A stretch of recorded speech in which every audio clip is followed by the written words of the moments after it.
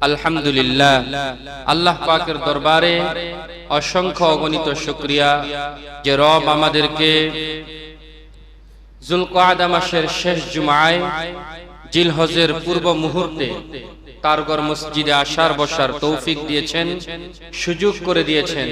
তাই প্রফুল্ল হৃদয়ে সকলে বলি আলহামদুলিল্লাহ। আল্লাহ পাকের দরবারে আরো শুকরিয়া জ্ঞাপন করি যে আল্লাহ সুবহানাহু ওয়া তাআলা আমাদেরকে আল্লাহ তাআলার বিধান গুরুত্বপূর্ণ বিষয় আল আযহা অর্থাৎ কুরবানি সম্পর্কে জানার এবং বুঝার জন্য আগে আগে মসজিদে আসার সুযোগ করে দিয়েছেন। এজন্য আবারও বলি আলহামদুলিল্লাহ।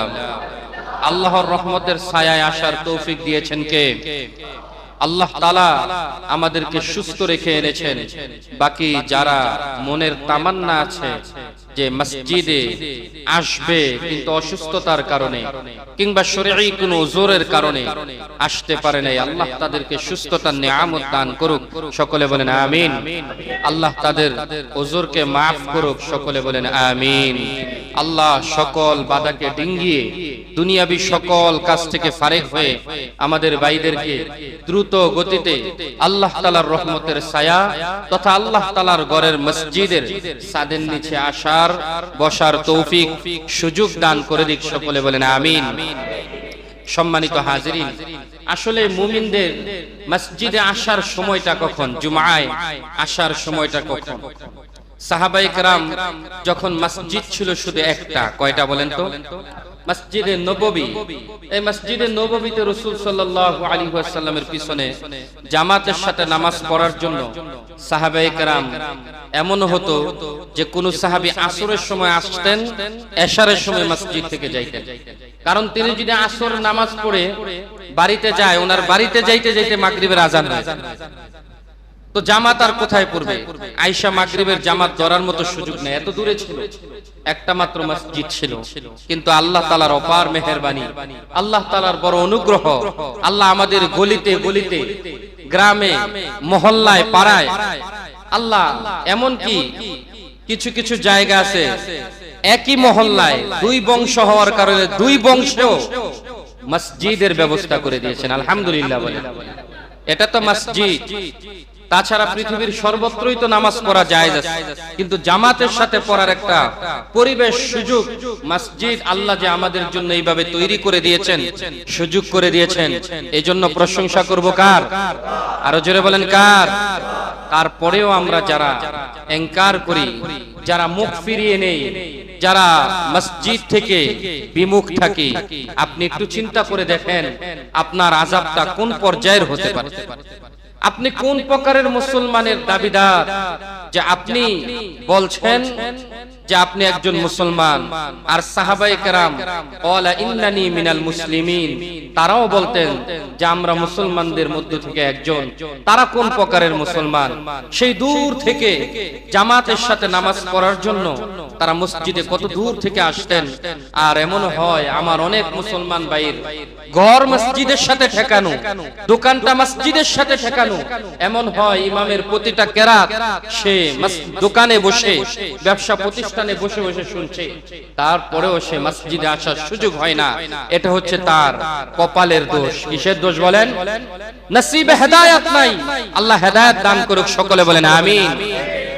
আপনি বুঝতে হবে আমার মনে হয় হেদায়েত নাই, তা না হলে এত সুযোগ থাকা সত্ত্বেও কেন আমি মসজিদে এসে নামাজ পড়ি না? সাহাবায়ে কেরাম রাসূলুল্লাহ সাল্লাল্লাহু আলাইহি ওয়াসাল্লামের জামানায় একাকী নামাজ পড়ার অনেক অনুমতি চেয়েছেন। আল্লাহর রাসূল কোন সাহাবীকে একাকী সালাত আদায় করার অনুমতি দেন নাই। জামাতের গুরুত্ব এত দিয়েছেন, আল্লাহর রাসূল এক হাদিসে বলেছেন একাকী নামাজ পড়ার চেয়ে জামাতের সাথে নামাজ পড়া 25 গুণ বেশি সওয়াব পাওয়া যায়। আবার হাদিসে আল্লাহর রাসূল বলেছেন একজন ব্যক্তি একাকী নামাজ পড়লো, আরেকজন ব্যক্তি জামাতের সাথে নামাজ পড়লো, যে ব্যক্তি জামাতের সাথে নামাজ পড়লো সে 27 গুণ বেশি সওয়াব পায়। সুবহানাল্লাহ। তাহলে বলেন জামাতে নামাজ পড়ার ফজিলত আছে কি নাই? আবারও তো মসজিদের দিকে আসলেই রহমত ডালতে থাকেন কে? আল্লাহ। আরে মসজিদের দিকে তাকাইলে এক তাবিঈন বলেন যে মসজিদের দিকে তাকাইলেই আমার মনে হয় কেমন যেন হৃদয়ের মধ্যে এক শীতলতা অনুভব হয়। সুবহানাল্লাহ। কারণ পৃথিবীর মধ্যে সবচেয়ে আল্লাহর কাছে প্রিয় জায়গা কোনটা বলেন তো? মসজিদ। তাহলে প্রিয় জায়গা, আল্লাহর সবচেয়ে প্রিয় ভূমির দিকে তাকালাম, সবচেয়ে প্রিয় ভবন। এই যে আজকে এই ঘোষেরবাগ মাজদায় কাজীবাড়ির মধ্যে যতগুলো আপনি বিল্ডিং দেখছেন, সবগুলো বিল্ডিং থেকে আমার আস্তর করা ব্যতীত এই মসজিদটা আল্লাহ তাআলার কাছে সবচেয়ে বেশি উত্তম। এজন্য সম্মানিত হাজিরিন, মসজিদের দিকে তাকাইলে মুমিনের হৃদয় আল্লাহ শীতল করে। এজন্য রাসূল জামাতের দৃশ্যটা যখন দেখেছেন, আম্মা জান আয়েশা রাদিয়াল্লাহু তাআলা আনহা একেবারে ইন্তেকালের পূর্ব মুহূর্তে আল্লাহর রাসূল সাল্লাল্লাহু আলাইহি সাল্লাম আয়েশাকে বললেন, আয়েশা একটু পর্দাটা সরাও। পর্দা সরাইলো, দেখলো যে সাহাবায়ে কেরাম আবু বকর সিদ্দিক রাদিয়াল্লাহু তাআলা আনহুর ইমামতিতে সালাত আদায় করতেছেন। আল্লাহর রাসূলের চোখ বেয়ে পানি চলে আসলো। সুবহানাল্লাহ বলেন। হযরতে আয়েশা রাদিয়াল্লাহু তাআলা আনহা প্রশ্ন করলেন, ইয়া রাসূলুল্লাহ, ইয়া হাবিবাল্লাহ, আপনি জামাতের দৃশ্য দেখে কাঁদছেন কেন? আল্লাহর রাসূল বললেন, আয়েশা রে, এই কান্নাটা হলো আমার আনন্দের কান্না। যতদিন পর্যন্ত আমার উম্মত এইভাবে জামাতের সাথে নামাজ পড়বে, তাদের মধ্যে কেউ ফাটল সৃষ্টি করতে পারবে না। যতদিন তারা এইভাবে জামাতের সাথে নামাজ পড়বে, ততদিন তাদের উপর রহমত নাজিল করবেন কে? এই উম্মতের জামাত, সালাত, এটা হলো রাসূলের চোখের শিথিলতা। এই জন্য যেই দিকে তাকাইলে, জামাতের দিকে তাকাইলে চোখের শিথিলতা হয়। এই জামাতটা 5 ওয়াক্ত প্রতিষ্ঠিত হয় কোথায়? মসজিদে। নিঃসন্দেহে মসজিদে হয়। ঘরের ভিতরেও জামাতে পড়া যায়, দোকানেও পড়া যায়, কিন্তু সেখানে কন্টিনিউ হয় না। মসজিদে যেহেতু হয়, তাই মসজিদ হলো মুমিনের চোখের শিথিলতার জায়গা। সুবহানাল্লাহ। এজন্য আমরা মসজিদ মুখী হই। আল্লাহ তাআলা তৌফিক দান করুক। সকলে বলেন আমিন। যারা এসেছেন শুকরিয়া স্বরূপ আবার প্রফুল্ল হৃদয়ে শরীরের সকল শক্তিগুলি ব্যয় করে আল্লাহ তাআলাকে সন্তুষ্ট করার লক্ষ্যে আমরা সকলে এক বাক্যে, এক জবানে চিৎকার দিয়ে বলি আলহামদুলিল্লাহ। সম্মানিত হাজিরিন, বলছিলাম যে যুলকআদা মাসের একেবারে শেষ জুমা, জিলহজ মাস যখন চলে আসে, মুমিনের সামনে অনেকগুলো আমলের বীর জমায়। এটা হলো আমলের সিজন, এটা হচ্ছে আমলের একটা মৌসুম চলছে। এই মৌসুমে আমলের ফোয়ারা চলে। একই মাস জিলহজ মাসের মাত্র 10 দিন। কয় দিন বলেন তো? 10 দিনের প্রতিটা সেকেন্ডে সেকেন্ডে আল্লাহ তাআলা আমল যুক্ত করে দিয়েছে। আরো জোরে বলেন সুবহানাল্লাহ। প্রতিটা দিনের মধ্যে মুমিনের জন্য আমল রেখে দিয়েছেন। যারা জিলহজের সাথে হজে যাবে, তাদের তো আমল আছেই, তাদের তো কষ্টের ইবাদত আছেই, তাদের তো ইবাদতে বদনি, শরীরের ইবাদত, ইবাদতে মালি, তাদের সম্পদের ইবাদত আছেই। তাছাড়া যারা হজে যাবে না, তাদের জন্য ইবাদত রেখে দিয়েছেন কে? আরো জোরে বলেন কে? এর মধ্যে অন্যতম একটা ইবাদত হলো জিলহজ মাস আসলেই সাধারণ মুমিন মুসলমানরা একটা প্রস্তুতি গ্রহণ করতে থাকে, সেটা হলো উযহিয়া অর্থাৎ কুরবানি। মুমিন মুসলমানগুলো যাদের উপর কুরবানি ওয়াজিব করে দিয়েছেন আল্লাহ তাআলা, ওই সকল মুমিনরা কুরবানির জন্য জিলহজের শুরু থেকেই প্রস্তুতি নিতে থাকে। এই জন্য জিলহজ মাসের শুরু থেকেই কুরবানির প্রস্তুতি নেনেওয়ালা মুমিনদের জন্য কিছু দিক নির্দেশনা দিয়েছেন কে? আল্লাহ তাআলা দিয়েছেন।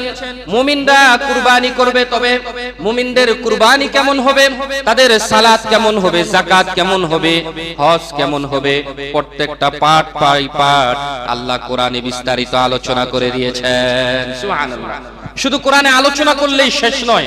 আপনি মনে করেন একটা পাঠ্যপুস্তকের মধ্যে একটা গল্প লেখা থাকলো অথবা একটা দিক নির্দেশনা লেখা থাকলো, এই দিক নির্দেশনা অনুযায়ী আপনি চলতে পারবেন না। তবে যদি কেউ আপনাকে আবার এসে এটা প্র্যাকটিক্যাল দেখিয়ে দেয়, আবার প্র্যাকটিস করিয়ে দেয়, হাতে কলমে শিখিয়ে দেয়, তখন কাজটা আরো বেশি সহজ হয়ে যায়। ঠিক কিনা বলেন? আমরা দেখেন রাস্তাঘাটে রিকশা চালাই, তারপরে বাইসাইকেল চালাই, মোটরসাইকেল চালাই, গাড়ি চালাই, এই যে এগুলো চালায়, এগুলো কি সব লোক শিক্ষিত থাকে? আরো জোরে বলেন শিক্ষিত থাকে। কিন্তু যারা রিকশা চালায়, যারা বাইসাইকেল চালায়, যারা মোটরসাইকেল চালায়, এদের অধিকাংশ লোকেই জানেন না অনেক বড় বড় প্রতিষ্ঠানের মধ্যে, বড় বড় ক্লাসের মধ্যে বাইসাইকেল নিয়ে একটা অধ্যায় তৈরি আছে। সেখানে বাইসাইকেল পিলের প্রত্যেকটা পার্ট নিয়ে পড়ানো হয়, প্রত্যেকটা বিষয় নিয়ে পড়ানো হয়। বাইসাইকেলের হ্যান্ডেল থেকে নিয়ে বেল পর্যন্ত, বেল থেকে নিয়ে স্প্রিং পর্যন্ত, স্প্রিং থেকে নিয়ে একেবারে চেইন পর্যন্ত প্রত্যেকটা বস্তু নিয়ে আলাদা আলাদা ভাবে ক্লাস বাই ক্লাস। আপনি শুনলে আশ্চর্য হবেন যে তাদেরকে ইঞ্জিনিয়ারিং পড়ানো হচ্ছে, সেখানে গাড়ির প্রত্যেকটা পার্টস নিয়ে আলোচনা হচ্ছে, সেখানে মোটরসাইকেলের বিষয় নিয়ে পড়াশোনা হচ্ছে। অথচ মোটরসাইকেল নিয়ে আপনি সারাদিন যদি পড়েন, কখনো আপনি মোটরসাইকেল চালক হতে পারবেন? আরেকজন ব্যক্তি, সে কখনো কলেজ ভার্সিটিতে যায় নাই, সেই বইও হাতে নেয় নাই, যে বইয়ের মধ্যে মোটরসাইকেলের সম্পর্কে লেখা আছে, বাইসাইকেল সম্পর্কে লেখা আছে, এগুলো কোন বই, কোন বই সে নেয় নাই। সে ছোট থেকে গন্ড মূর্খ, না স্কুল ভার্সিটির বারান্দায় গিয়েছে, না কোথাও গিয়েছে, কিন্তু সে ওই ইঞ্জিনিয়ার চেয়ে ভালো ড্রাইভিং করে যে 3 বছর 4 বছর যাবত ওই বই মুখস্থ করে। ঠিক কিনা বলেন? তাহলে একটা হলো বইয়ের মধ্যে লেখা, আরেকটা হলো প্র্যাকটিক্যাল শিখানো। দুইটার মধ্যে পার্থক্য আছে কি নাই? আরো জোরে বলেন আছে কি নাই? তবে দুইটার সমন্বয় যখন হয় তখন ভুলের সম্ভাবনা একেবারেই কমে যায়। ঠিক কিনা?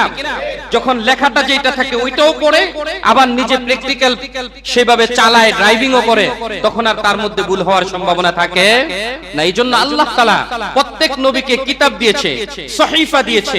কোন কোন নবীকে ছোট পুস্তক দিয়েছে, কোন নবীকে বড় পুস্তক দিয়েছে, কোন নবীকে পূর্ণাঙ্গ কিতাব দিয়েছে, কোন নবীকে পূর্বের নবীর শরীয়ত অনুযায়ী আমল করার জন্য দিয়েছে। তবে যদিও কিতাব দিয়েছে, শুধু কিতাব পড়ে পড়ে আমল করবে এমনটা নয়, প্র্যাকটিক্যাল শিখিয়ে দেওয়ার জন্য আল্লাহ প্রত্যেকটা কিতাবের পিছনে একজন, দুইজন, এমনকি কোন কিতাবের পিছনে 10 জন পর্যন্ত আল্লাহ শিক্ষক প্রেরণ করে দিয়েছেন। সুবহানাল্লাহ।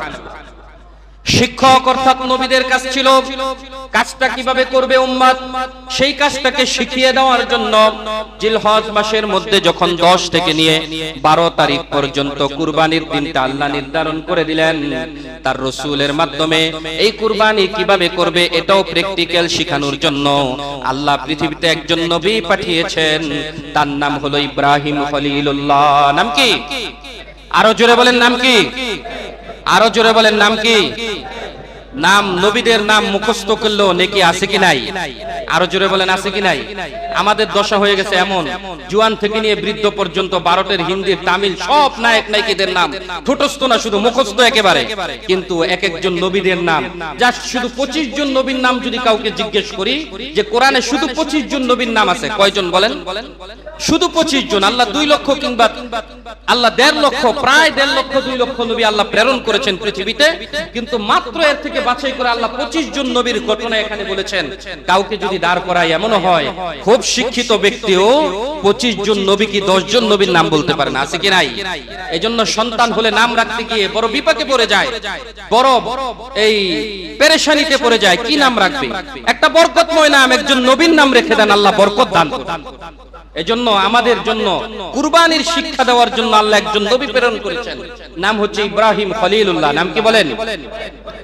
ইব্রাহিম খলিলুল্লাহ। আল্লাহ তাআলা ইব্রাহিম খলিলুল্লাহর ব্যাপারে বললেন, হুয়া সাম্মাকুমুল মুসলিমিন মিল্লাতা আবিকুম ইব্রাহিম হুয়া সাম্মাকুমুল মুসলিমিন। ইব্রাহিমকে আমি আল্লাহ তাআলা মুসলিম জাতির পিতা বানিয়ে প্রেরণ করেছি। মুসলিম জাতির অধিকাংশ আমলগুলো আল্লাহ তাআলা ইব্রাহিম আলাইহিস সালাতু ওয়াস সালাম থেকে আল্লাহ ডিসিপ্লিন অনুযায়ী আল্লাহ শেষ নবী মুহাম্মদ সাল্লাল্লাহু আলাইহি ওয়াসাল্লাম পর্যন্ত দিয়েছেন। অনেক আমল রয়েছে ইসলামের মধ্যে, যে আমলগুলো আল্লাহর রাসূল সাল্লাল্লাহু আলাইহি ওয়াসাল্লাম যে হানিফা অর্থাৎ মাযহাবে হানিফা অর্থাৎ হলো হযরত ইব্রাহিম আলাইহিস সালাতু ওয়াস সালাম এর মিল্লাত থেকে, এর জাতি থেকে আনিত যতগুলো আমল আছে, এর আমলগুলোকে অনেকগুলোকে কোট করে আল্লাহর রাসূল মিল্লাতে মুহাম্মাদির মধ্যে অর্থাৎ রাসূল সাল্লাল্লাহু আলাইহি ওয়াসাল্লামের উম্মতের মধ্যে আল্লাহর রাসূল চালু করে দিয়েছেন। এর মধ্যে অন্যতম একটা আমল হলো কুরবানি করা। আল্লাহর রাসূলের জামানার অনেক পূর্ব থেকেই কুরবানি হতো। হযরত আদম সফিউল জবিউল্লাহ কুরবানি করেছেন, নূহ আলাইহিস সালাতু ওয়াস সালাম কুরবানি করেছেন, হযরত শীশ আলাইহিস সালাতু ওয়াস সালাম কুরবানি করেছেন। কিন্তু এক একজনের কুরবানিটা ছিল এক এক রকম। ইব্রাহিম খলিলুল্লাহর কুরবানিটা ছিল আমরা যেই কুরবানি করি হুবাহু সেই কুরবানির জন্য।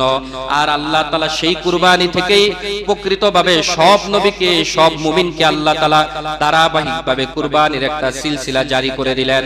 হযরত ইব্রাহিম আলাইহিস সালাতু ওয়াস সালামকে আল্লাহ এক এক করে অনেকগুলো পরীক্ষা আল্লাহ করেছেন। এর মধ্যে অন্যতম একটা পরীক্ষা হলো কুরবানি করা। একটা পরীক্ষা কি বলেন? কুরবানি করা। ইব্রাহিম আলাইহিস সালাতু ওয়াস সালাম এমন একজন নবী, জন্মের পর থেকে নিয়ে তিনি পরীক্ষার মধ্যেই ছিলেন। এজন্য আল্লাহ তার নাম রাখলেন খলিলুল্লাহ। নাম কি বলেন? ইব্রাহিম খলিলুল্লাহ। খলিলুল্লাহ শব্দের অর্থ হলো আল্লাহর বন্ধু। কার বন্ধু? আল্লাহ তাআলার বন্ধু, আল্লাহর প্রিয় বন্ধু। এমন ব্যক্তিকে বলা হয় খলিলুল্লাহ।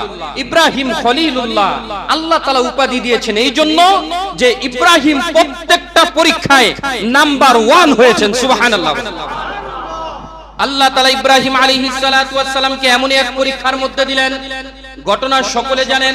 হযরত ইব্রাহিম আলাইহিস সালাতু ওয়াস সালামের দ্বিতীয় স্ত্রী সারা, তার থেকে আল্লাহ তাআলা একটা সন্তান, পুত্র সন্তান কবুল করলেন। ফাবাশশারনাহু বিগুলামিন হালিম, একটা হালিম সহনশীল একটা সন্তানের সুসংবাদ আল্লাহ ইব্রাহিমকে দিলেন। ইব্রাহিম আলাইহিস সালাতু ওয়াস সালামের বয়স হলো মুফাসসিরিনে কেরামগণ বলেন 80 বছর। কত বছর? 80 বছর বয়সে আল্লাহ তাআলার কাছে দোয়া করলেন। এই সময়টাতে ইব্রাহিম আলাইহিস সালাতু ওয়াস সালামকে আল্লাহ তাআলা পুত্র সন্তানের সুসংবাদ দিলেন। আর আল্লাহ তাআলা হযরত ইসমাঈলকে দান করলেন। সন্তান হওয়ার পরেই দুই সংসারের মধ্যে যখন কিছুটা বিশৃঙ্খলা তৈরি হয়ে গেল, আল্লাহ আদেশ দিলেন, ইব্রাহিম তোমার সন্তান ইসমাঈল সহ তার মাকে তুমি সেই মরুভূমিতে কাবার প্রান্তরে রেখে আসো। কাবার প্রান্তরে রেখে দিলেন। অনেক ঘটনা বিস্তারিত সূরা সফফাতের তাফসীরের মধ্যে এসেছে। 101 আয়াত থেকে নিয়ে শেষ পর্যন্ত যদি পড়েন সূরা সফফাত, প্রত্যেকটা আয়াতের মধ্যে পাবেন একজন নারী কতটা ধৈর্যশীলা নারী হয়, একজন নারীর আখলাক কেমন হয়, স্বামীর কতটা আনুগত্যশীলা হওয়া দরকার। কোন নারী যদি এই আয়াতগুলো পড়ে, ইসমাইলের মা থেকে যদি শিক্ষা গ্রহণ করে, ইব্রাহিমের স্ত্রী থেকে যদি স্বামীর আনুগত্য শিক্ষা গ্রহণ করে, কোনদিন ওই সংসারের মধ্যে আল্লাহ তাআলা আযাব দিবেন না, বরং রহমত দ্বারা ভরপুর করে দিবেন। স্বামী অল্প কিছু খেজুর আর একটা চামড়ার মশকের মধ্যে পানি দিয়ে তাদেরকে সেখানে মরুভূমিতে রেখে আসলেন। না কোনো গাছপালা আছে, একটা মাত্র খেজুর গাছ, না কোনো আশেপাশে কোনো প্রতিবেশী আছে, না বাড়িঘর আছে, না পানির কোনো ব্যবস্থা আছে, না সেখান দিয়ে কোনো পাখি উড়ে যায়, না বন জঙ্গলের কোনো প্রাণী আছে। একেবারে ধুধু মরুভূমির মধ্যে উত্তপ্ত বালি, সেখানে সূর্য উঠে শেষ পর্যন্ত আলো থাকে। আবার রাত্র হলে সেই ভয়ঙ্কর অন্ধকার। এই মরুভূমির মধ্যে দুইজন মা, একজন মার একজন সন্তান যে কথা বলতে পারে না, এমন একজন সন্তান এবং স্ত্রীকে রেখে আল্লাহর নবী খলিলুল্লাহ তিনি আবার দামেস্কের দিকে রওনা দিলেন। হযরত ইব্রাহিমকে সারা জিজ্ঞেস করলেন, ও স্বামী তুমি যে আমাকে এখানে রেখে যাচ্ছ কার অনুমতিতে? তুমি কি তোমার স্ত্রীকে সন্তুষ্ট করার জন্য, নিজের নফসের তাড়নায় পড়ে, অথবা আমার প্রতি ঘৃণা বা বিদ্বেষের কারণে এমন রেখে গিয়েছো কিনা? তাফসীরে রুহুল মাআনিতে এসেছে তিনি আকাশের দিকে হাত তুলে এইভাবে বললেন, না না না, একমাত্র আমাকে আদেশ করেছেন কে? আল্লাহ আদেশ করেছেন। সারার কোনো কথা বললেন না, এক কথায় মাথাটাকে নত করে নিলেন। তিনি বললেন, যে আল্লাহ আদেশ করেছেন আমাদেরকে রেখে যাওয়ার জন্য, তাহলে এখানে হেফাজতের মালিক কে? খাবার পৌঁছে দেওয়ার মালিক কে? সবকিছু পৌঁছে দেওয়ার এবং ব্যবস্থাপনা করার মালিক হচ্ছেন একমাত্র আল্লাহ। তিনি আল্লাহর উপর ভরসা করে সেখানে রয়ে গেলেন। কিছুদিন পর আবার আসলেন। সন্তান যখন বড় হলো, আল্লাহ তাআলা বললেন, ফাবাশশারনাহু বিগুলামিন হালিম। পরের আয়াতের মধ্যেই দীর্ঘ একটা সময় যখন পার হয়ে গেল, ফালাম্মা বালাগ, যখন সন্তানটা প্রাপ্তবয়স্ক হয়েছে, বালেগ হয়েছে, বালাগ মাহু সায়া ক্বালা ইয়া বুনাইয়া ইন্নী আরা ফিল মানামি আন্নী আযবাহুকা ফানজুর মাযা তারা। অবুঝ সন্তান রেখে গেলেন, এতদিন পর্যন্ত বাবাকে দেখে নাই। বাবা যখন বালক হয়েছে সন্তান, তখন আসলেন। এতদিন পরে আসার পর মা দেখাইলেন, এটা হলো তোমার বাবা। বাবাকে ধরে জড়িয়ে ধরে কাঁদলেন, বাবার গালের মধ্যে চুমু খাইলেন। বাবাও সন্তানের প্রতি তাকাইলেন, সন্তানদের চুমু খাইলেন। এমন সময় আবার স্ত্রীকে বললেন, সন্তানটাকে সাজায় দাও, সন্তানটাকে নিয়ে আল্লাহ তাআলার একটা নির্দেশ পালনার্থে চলে যাব। সন্তানকে আস্তে আস্তে করে তিনি নিয়ে গেলেন মিনার চত্বরে। সেখানে নিয়ে সন্তানকে বললেন, ও সন্তান, ক্বালা ইন্নী আরা ফিল মানামি আন্নী আযবাহুকা ফানজুর মাযা তারা। আমি স্বপ্নে যুগে একটা কাজ দেখেছি, আমি দেখেছি আল্লাহ আদেশ করছেন তোমাকে জবাই করতে হবে। আল্লাহু আকবার বলেন। এতদিন পরে বাবাকে দেখলেন, বাবাও 80 বছর বয়সে একটা সন্তানকে পাইলেন। বাবা এবং সন্তানের প্রাপ্ত বয়স্ক হওয়া পর্যন্ত কোনো সাক্ষাৎ নাই। বালেগ হওয়ার পরে সন্তানকে দেখলেন। এই সন্তানকে দেখার পর একদিন পরেই বাবা আবার সন্তানকে বলে, ও বাবা শোনো, তোমাকে এখানে রেখে গিয়েছি, মরুভূমির মধ্যে তুমি ছিলা, আবার প্রাপ্ত বয়স্ক হয়েছো, এতদিন পর্যন্ত তোমার কোনো খবর নেই নাই, আবার আসলাম আল্লাহর একটা হুকুম পালন করার জন্য। তুমি কি বলো, আমাকে একটু তোমার রায়টা জানাও। আল্লাহু আকবার বলেন। শুনেন, সবে মাত্র বালক হয়েছে এমন সন্তান, আমরা যদি হইতাম ইমানটা কেমন হতো? বলতাম কোন খোঁজ খবর নাই, এতদিন পরে আসছেন, আবার বাবা দাবি করতেছেন কোথা থেকে আসছেন, আবার বলতেছেন যে আল্লাহ তাআলা আপনাকে বলছে আমাকে জবাই করার জন্য, আপনি জবাই করবেন। এজন্য আল্লাহ তাআলা শুরুতেই বললেন, ফাবাশশারনাহু বিগুলামিন হালিম, এমন একজন সন্তান দান করেছি যেই সন্তানটা নাকি হালিম, সহনশীল, অর্থাৎ আপনি যেভাবে বলবেন সেইভাবে আপনার কথাটাকে মানবে। আল্লাহু আকবার বলেন। এইখান থেকে সন্তানদের জন্য বড় শিক্ষা হলো বাবা এবং মায়ের কথাকে এইভাবেই মেনে নেওয়া, যেমন হযরত ইসমাঈল মেনে নিয়েছেন। যদি ইসমাঈলের মতো বাবা এবং মায়ের কথায় নিজেকে উৎসর্গ করতে পারেন, হাদিসে আল্লাহর রাসূল বলেছেন, ও সন্তানেরা শোনো, বাবা এবং মা যদি কাফের অথবা মুশরিক হয়, তারা যদি তোমাকে হারাম বা শিরকি কোনো নির্দেশ না দেয়, প্রত্যেকটা কাজ মেনে নেওয়া নফল ইবাদতের চেয়েও আমি রাসূলের কাছে বেশি উত্তম। সুবহানাল্লাহ। আপনি যদি তাহাজ্জুদের সালাতের মধ্যে দাঁড়ালেন, আপনার বাবা মুশরিক অথবা আপনার মা মুশরিকা, তিনি ঔষধ খাওয়ার জন্য আপনাকে যদি ডাক দেয়, আব্দুল তুমি কোথায় আছো, তাহাজ্জুদের সালাত ছেড়ে ওই মা এবং বাবার ডাকে সাড়া দেওয়ার জন্য আল্লাহর রাসূলের নির্দেশ। আল্লাহু আকবার বলেন। এজন্য আল্লাহর রাসূল বললেন গুলামিন হালিম, আল্লাহ তাআলা জানায়া দিলেন সন্তানটা হবে সহনশীল একটা সন্তান। আল্লাহর রাসূল আল্লাহর খলিল যখন বললেন, ও সন্তান শোনো, ইয়া বুনাইয়া ইন্নী আরা ফিল মানামি আন্নী আযবাহুকা ফানজুর মাযা তারা আযবাহুকা, আমি তোমাকে জবাই করার একটা ইচ্ছা নির্দেশ আল্লাহর পক্ষ থেকে আমাকে দেওয়া হয়েছে। সন্তান বলল, ক্বালা ইয়া আবাতি ফাআল মা তুমার, কত বড় সাহস হলে আর কত বড় হিম্মত হলে এই বালেক সন্তানটা মাত্র 12 বছর হয়েছে, কেউ কেউ বলেন যে 10 বছর হয়েছে, কিন্তু সব মুফাসসিরিনে কেরাম একমত 13 বছরের উপরে তার বয়স হয় নাই। এই সময়টার মধ্যে সন্তান বলে, ও বাবা, আল্লাহ আপনাকে যে নির্দেশ দিয়েছেন মা তুমার, আপনি সেই আদেশটা পালন করেন, আমি কোনো বাধা দিব না। শুধু এটাই বলেন নাই, তিনি বললেন সাতাজিদুনি ইনশাআল্লাহু মিনাস সাবিরিন। ও বাবা শুনেন, আমাকে পাইবেন অবশ্যই অবশ্যই ধৈর্যশীলদের মধ্য থেকে আমাকে পাইবেন। আমাকে আপনি আল্লাহর আদেশ পালন করার ক্ষেত্রে অধৈর্যশীল পাবেন না। আমাকে আপনি দেখবেন না যে আমি ছটফট করছি অথবা আপনাকে বাধা দিচ্ছি। তখন সন্তানের কথায় বাবা রাজি হলেন, আল্লাহ তাআলার আদেশ পালন করবেন। আজ সেই মিনার চত্বর যেখানে হাজিরা যায়, যেখানে কুরবানি করে, সেখানেই শয়তান বারবার ইসমাইলকে পিছন দিক থেকে ধোঁকা দিচ্ছে, ও ইসমাইল তোমার বাবাকে তো তোমাকে নিয়ে যাচ্ছে মিনা চত্বরে, সেখানে তোমাকে কুরবানি দিবে। বাবার কাছে সন্তান বলল, বাবা আমাকে পিছন দিক থেকে কে যেন বলছে আমাকে তুমি কুরবানি দেওয়ার জন্য নিয়ে যাচ্ছ, আমাকে ধোঁকা দিচ্ছে। ইব্রাহিম আলাইহিস সালাতু ওয়াস সালামের কাছে জিবরিল আমিন নেমে আসলেন আর বললেন যে কঙ্কর নিতে বলেন ইসমাইলকে, আর শয়তানকে ডিলা মারতে বলেন। আল্লাহু আকবার। সেই কাজটা আল্লাহ তাআলার কাছে বড় পছন্দ হলো।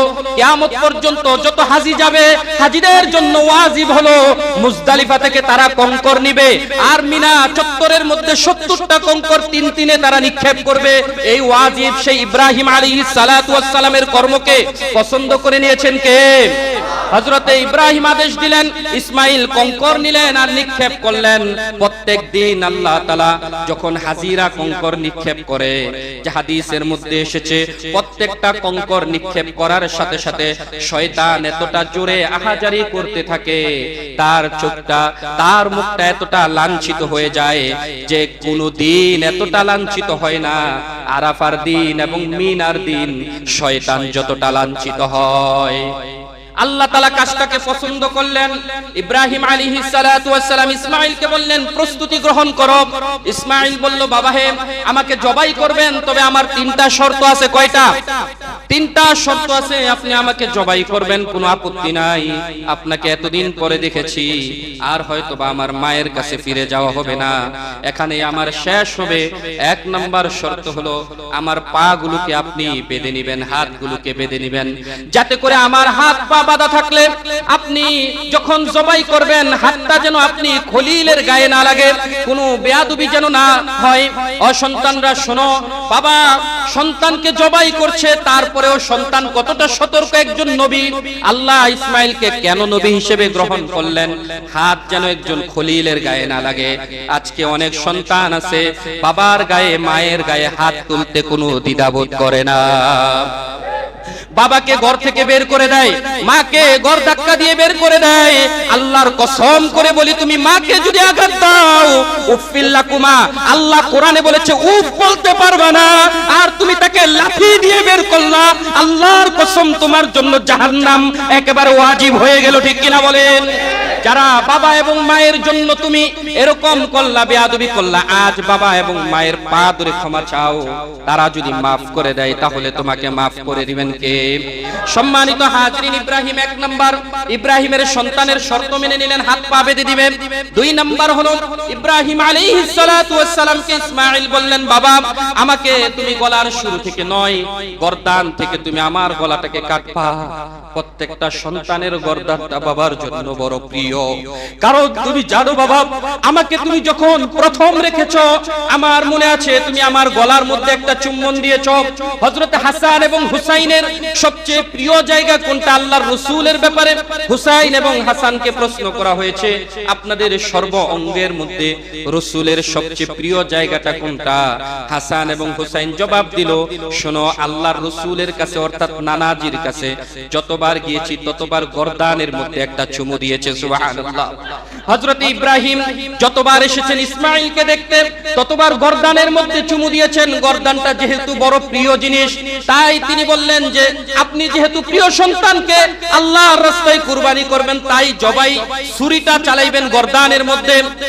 আর সর্বশেষ একটা আবদার আপনার কাছে, আমি ইসমাঈলকে হয়তোবা আমার মার কখনো দেখবে না, কিন্তু আমার একটা আবদার হলো আমার রক্ত মাখা জামাগুলো আমার পাগলা মায়ের কাছে আপনি পৌঁছে দিবেন, যাতে করে আমার মা আমাকে না দেখলেও আমার জামাগুলোকে জড়িয়ে ধরে তার বুকটাকে শীতল করতে পারে, যাতে একজন মা সন্তান হারালে যতটা পাগল হয়ে যায় আমার মা যেন অস্থির না হয়। কারণ ইয়াকুব নবী ইউসুফকে যখন হারিয়েছেন, ইউসুফের জন্য কাঁদতে কাঁদতে 2টা চোখ অন্ধ হয়ে গিয়েছে। বাবা আপনি জানেন, ইয়াকুব নবী কাঁদার পর চোখ অন্ধ হয়ে গিয়েছে। ইয়াকুব নবী শুধু ইউসুফের জামাটাকে ধরে ধরে কাঁদতেন, আমার মা যেন অন্তত জামাটাকে পেয়ে শীতলতা অনুভব করে, হৃদয়টা যেন শান্ত হয়, আমার রক্ত মাখা জামাগুলো মায়ের কাছে পৌঁছে দিবেন। ইব্রাহিম 3য় শর্তটাকেও মেনে নিলেন।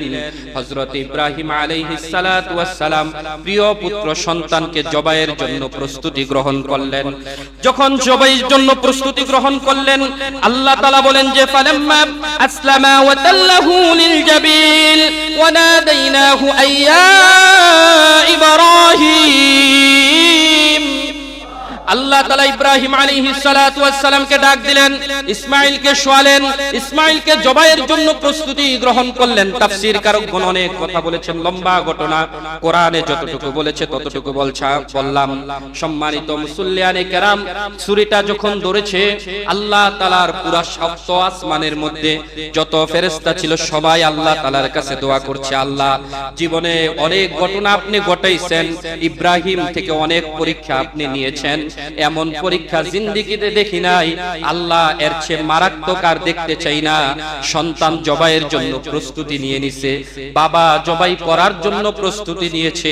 ইতিহাসের মধ্যে আপনি এমন রচনা করিয়েন না যে কিয়ামত পর্যন্ত সব বাবারা সন্তানকে জবাই করতে হবে, এমনটা যেন না হয়। আল্লাহ তাআলা রহমত করলেন, সব ফেরেশতাদেরকে বললেন দেখো আমি কি করি। ফেরেশতারা যখন প্রস্তুতি নিলেন, আল্লাহ জিবরিল আমিনকে বলল, ও ফেরেশতারা শোনো, সকলে পড়ো আল্লাহু আকবার, আল্লাহু আকবার, লা ইলাহা ইল্লাল্লাহু, আল্লাহু আকবার, আল্লাহু আকবার, ওয়ালিল্লাহিল হামদ। 9 জিলহজ থেকে নিয়ে 13 জিলহজ পর্যন্ত আল্লাহ সব ফেরেশতাদের সব তাসবিহগুলোকে আল্লাহ চেঞ্জ করে দেন। হাদিসের মধ্যে এসেছে, আল্লাহর রাসূল বলেন সেই দিনগুলোতে শুধু ফেরেশতাদের জবানে একটা তাকবীর থাকে, আল্লাহু আকবার, আল্লাহু আকবার, লা ইলাহা ইল্লাল্লাহ, আল্লাহু আকবার, আল্লাহু আকবার, ওয়ালিল্লাহিল হামদ। ইব্রাহিম সন্তানের দিকে তাকাচ্ছে না, চোখটাকে বন্ধ করে ছুরি চালাচ্ছে। ও জিবরিল আমিন, যাও জান্নাতে চলে যাও, জান্নাত থেকে একটা দুম্বা নিয়ে যাও, হযরতে ইব্রাহিমের ছুরির নিচে রাখো। হযরতে ইব্রাহিমের ছুরির নিচে দুম্বাটাকে রাখা হলো, ইসমাঈলকে দূরে সরিয়ে দেওয়া হলো। হযরতে ইসমাঈল আল্লাহু আকবার বলে ছুরি চালিয়ে দিলেন, জবাই হয়ে গেল। যখন তাকাইলেন দেখলেন যে জিবরিল আমিন দাঁড়িয়ে আছে, ইসমাঈল দাঁড়িয়ে আছে, একটা পশু কুরবানি হয়ে গেল। আল্লাহ তাআলা ডাক দিয়ে বললেন, ওয়ানাদাইনাহু আইয়া ইব্রাহিম কদ সাদ্দাকতার রুইয়া ইন্না কাযালিকা নাজিজিল মুহসিনিন। হযরত ইব্রাহিম আলাইহিস সালাতু ওয়াস সালামকে আল্লাহ বললেন, ও ইব্রাহিম, তুমি যে স্বপ্ন দেখেছো, কদ সাদ্দাকতার রুইয়া, তোমার স্বপ্নকে আমি আল্লাহ বাস্তবে পরিণত করে দিলাম। আমি তোমার কুরবানিকে কবুল করে নিয়েছি। তুমি এবং তোমার সন্তানের এই নজির কিয়ামত অবধি পর্যন্ত থাকবে। আজ পর্যন্ত যত মুমিন রাসূলুল্লাহর আনিত এই ধর্মের উপর বিশ্বাস স্থাপন করেছে, আল্লাহর খলিল ইব্রাহিমকে একজন খলিল হিসেবে মেনে নিয়েছে, আল্লাহর বিধান কোরআনকে মেনে নিয়েছে, তাদের উপর আল্লাহ তাআলা যখন কুরবানিকে ওয়াজিব করে দিয়েছে, নেসাব পরিমাণ সম্পদের মালিক হওয়ার পর আর কোন ব্যক্তি এখনো কুরবানি দেওয়া থেকে বিরত থাকে না। এই জন্য সম্মানিত হাজিরিন, অনেকের মনের ভিতরে অনেক দ্বিধাগ্রস্ত থাকে যে কুরবানিটা দিব কি দিব না। জেনে রাখবেন, নেসাব পরিমাণ সম্পদের মালিক হওয়ার পর যদি কুরবানি না দেন, আপনার উপর গজব নাজিল করবেন কে? আল্লাহর রাসূল এটাইকেই বললেন, মান কানা লাহু সাআতান ওয়া লাম ইউযাহি ফালা ইয়াকরাবান্না মুসাল্লানা, আও কামা ক্বালা আলাইহিস সালাতু ওয়াস সালাম। রাসূল হাদিসের মধ্যে বললেন, যে কুরবানি দেওয়ার মতো উপযুক্ত কিন্তু কুরবানি করলো না, আল্লাহর রাসূল বলে সে যেন আমাদের ঈদগাহে না আসে। অর্থাৎ এখানে মুহাদ্দিসিনে কেরাম অনেক ব্যাখ্যা করেছেন, ঈদগাহে না আসা মানে তাকে যেন ঈদগাহে ঈদের নামাজ পড়তে দেওয়া না হয়। 2 নাম্বার, তাকে যেন রাসূলের উম্মত হিসেবে স্বীকৃতি দেওয়া না হয়। 3 নাম্বার, মুহাদ্দিসিনে কেরামের ব্যাখ্যা হলো ওই ব্যক্তিকে যেন সমাজ থেকে বয়কট করা হয়। এজন্য রাসূলের ঘৃণা তার উপরে, আল্লাহর ঘৃণা তার উপরে, ফেরেশতাদের ঘৃণা তার উপরে। এজন্য যাদের উপর কুরবানি ওয়াজিব তারা কুরবানি করব তো ইনশাআল্লাহ। আরো জোরে বলেন, করব তো ইনশাআল্লাহ। আল্লাহ তাআলা তৌফিক দান করুক, সকলে বলেন আমিন। আরো জোরে বলেন আমিন। যা কিছু শুনলাম আল্লাহ তাআলা এর উপর আমাদেরকে আমল করার তৌফিক দান করুক, সকলে বলেন আমিন। সম্মানিত হাজিরিন, বড় খুশির বিষয় যে এই যে জিলহজ মাস এসেছে, হাজীদের হজের সময় একেবারে সন্নিকটে। জিলহজের 8 তারিখ থেকে হজ শুরু হবে। আমাদের অত্র মসজিদের সম্মানিত সেক্রেটারি অ্যাডভোকেট সুমন কাজী সাহেব এবার আমাদের এই মহল্লা থেকে বাইতুল্লাহ সফরের দিকে যাচ্ছেন, সকলে বলেন আলহামদুলিল্লাহ। আল্লাহ সহি সালামতে বাইকে পৌঁছার তৌফিক দান করুক, সকলে বলেন আমিন। এটা অল্প দিনের ভিতরে বাই যাবেন, 18 তারিখে তিনি যাবেন। তিনি আমাদের উদ্দেশ্যে 2-1টা কথা বলবেন, ধৈর্য সহকারে শুনবো তো ইনশাআল্লাহ। একজন হাজী সাহেব বলবে, আমরা তার কাছে কিছু আবদার রাখবো এবং তার কথাগুলো শুনবো। আল্লাহ মনোযোগ সহকারে শোনার তৌফিক দান করুন।